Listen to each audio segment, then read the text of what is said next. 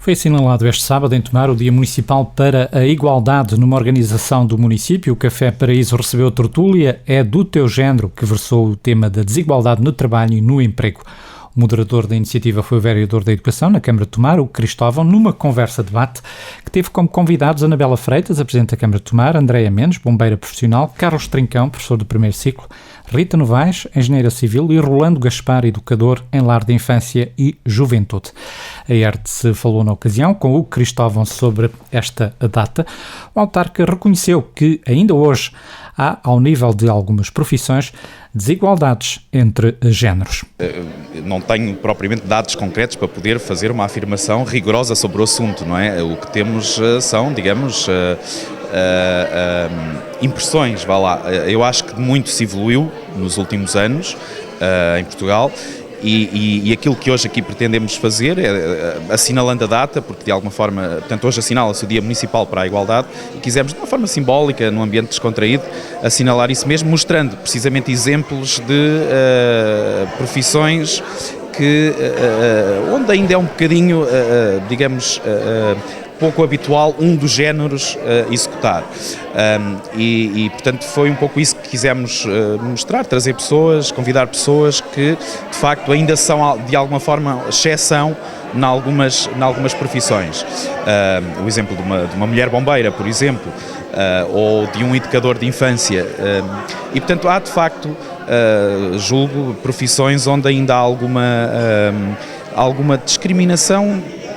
A discriminação, digamos, que é um pouco relativa, mas às vezes porque simplesmente não há, digamos, o hábito. É também uma questão cultural, uma questão social, e obviamente que são situações que demoram muitas vezes gerações, até porque de facto os hábitos e os costumes são de facto aquilo que mais demora a passar, e obviamente começa também desde logo pelas crianças, não é? Pela vontade daquilo que querem ser quando crescerem, não é? Portanto, as próprias crianças de alguma forma socialmente são preparadas, entre aspas, para aspirar a ser uma determinada coisa.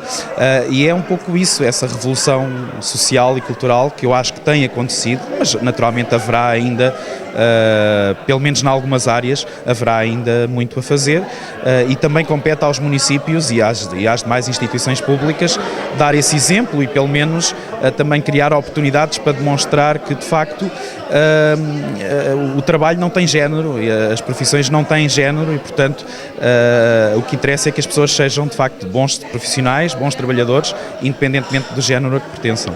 O que importa é que as pessoas sejam bons profissionais, independentemente do género a que pertencem. Portanto, se, digamos, por um lado, na administração pública isso de facto não acontece, portanto, porque digamos, os salários são tabulados, independentemente do género. É verdade, as estatísticas demonstram um pouco isso, que pelo menos no setor privado ainda há alguma diferenciação entre, digamos, os salários auferidos pelos homens e pelas mulheres. E nomeadamente muitas vezes em lugares de chefia, onde ainda há uma tendência de facto maior para ser ocupada por homens, mas mais uma vez eu acho que isso está a ultrapassar-se. Há depois algumas profissões, por exemplo aquelas que requerem se calhar uma maior componente física, onde de facto há um pouco a ideia que as mulheres terão se calhar um pouco menos capacidade. Eu acho que isso também está a ser alterado, apesar de também parecer, por um lado, que igualdade é perceber o que é diferente, e de facto há diferenças entre homens e mulheres, como é óbvio, mas penso que não são suficientemente significativas para que, pelo menos de uma forma genérica, haja essa diferenciação no trabalho. Portanto, acho que as diferenças que existem, penso que temos que continuar a trabalhar, a trilhar esse caminho no sentido de as eliminar. Por exemplo, nas últimas eleições houve inclusivamente a necessidade de haver explícito, nas últimas eleições e em todas, um número mínimo de elementos femininos para as listas. Isto continua a ser um fator que não deveria ser necessário haver uma lei que especificasse que é necessário haver 1/3 de elementos femininos numa lista política. Bom, a lei, antes de mais, não diz isso. A lei diz 1/3 de um dos géneros. Até porque, se calhar, daqui a uns anos é ao contrário, é preciso haver cotas para os homens. Mas, de facto, A lei foi criada, de facto, a pensar nas mulheres, portanto, numa forma de introduzir, há cerca de uma década atrás, uma maior participação das mulheres e portanto, nas listas.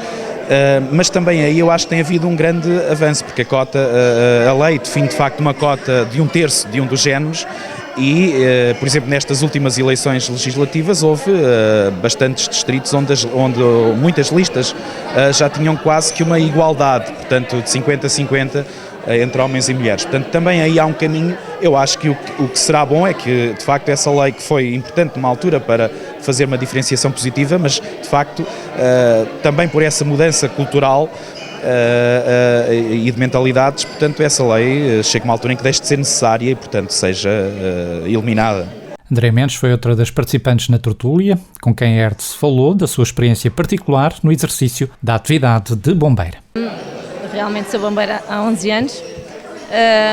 De início sinto que era olhada um pouco como o sexo mais fraco, por ser mulher, por não ter tanta força, mas também com o tempo acabaram por ver que como mulher tenho outra sensibilidade, posso dar outro contributo que os homens não dão. E agora já se sente que é vista como um igual perante os seus colegas? Sim, completamente. E as pessoas, quando ocorre algum acidente ou assim, as pessoas ainda ficam admiradas de ver uma mulher na função? Eu penso que não, por vezes até agradecem, porque há situações um pouco complicadas e é diferente se for uma situação com uma mulher, por exemplo, um parto, ou a iminência de um parto. Penso que a mulher se sente mais à vontade se for uma mulher bombeira, mas pronto, na altura, claro, se for socorrida por homens, agradece na mesma, mas o que eu sinto é que há ali até maior cumplicidade e dá para perceber melhor o que certas pessoas sentem. Já teve alguma situação em que tenham pedido especificamente para ser um homem a tratar de alguma situação ou nunca foi colocada nessa posição? Eu particularmente não, nem não tenho conhecimento. Então, mesmo sendo uma função que não é normal haver tantas mulheres, acaba já por haver uma aceitação geral das pessoas que querem é um profissional a ajudar e não veem tanto se é homem se é mulher. Sim, tal como enfermeiros, médicos. Não vamos escolher qual o género do profissional que nos vai socorrer ou atender. E penso que se passa o mesmo nesta função. E acha que em termos da nossa sociedade, em termos sociais, continua a haver ainda discriminação sobre as mulheres ou acha que é uma situação que é cada vez menos recorrente? Penso que é cada vez menos recorrente, mas também penso que ainda acontece. Mudar alguma coisa, o que é que faria ou consegue pensar em alguma medida que pudesse ajudar a minimizar a diferenciação entre homens e mulheres ao nível profissional? Darem a oportunidade às mulheres para desempenharem certas funções. Às vezes é um bocado de falta de oportunidade.